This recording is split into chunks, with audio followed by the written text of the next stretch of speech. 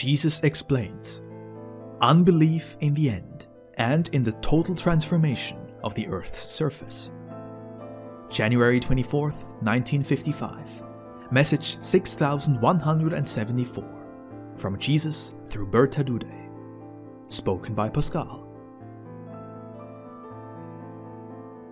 The people do not wish to believe that they are so close to the end.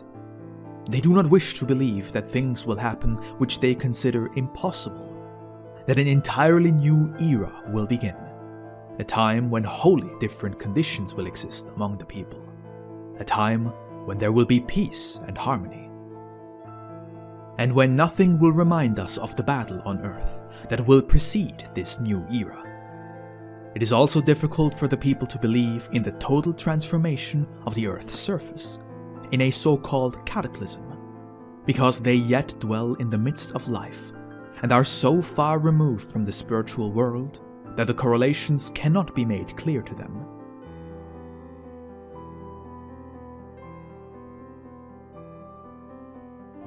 They are unaware that a change, a turning point, has become necessary, and that they themselves are the cause of it, precisely by their lack of faith, being completely devoid of spirituality. Only the material world stirs their thoughts, and they consider this world to be indestructible, and yet they will experience it. Upheavals will take place on earth and in spirit. That is, every earthly destruction has an influence on the spiritual, which likewise experiences a change in its sojourn.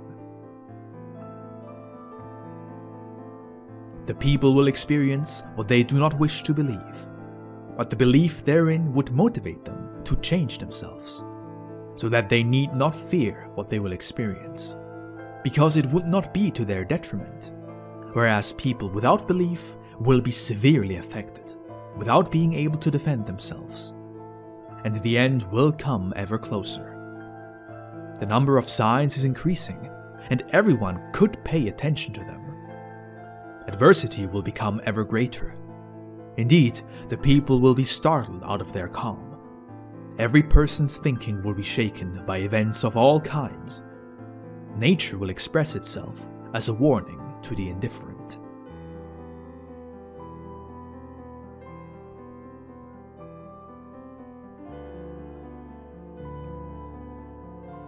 Fate will often prove to be cruel, but never without reason.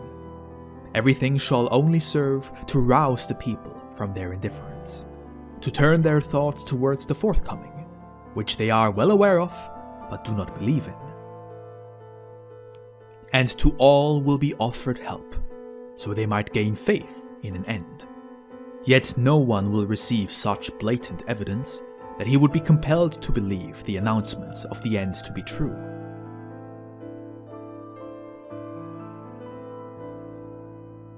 Anyone who follows the people's spiritual development will be able to believe it. Anyone who considers these events to be not only of an earthly and material nature, but associates them with people's spiritual state.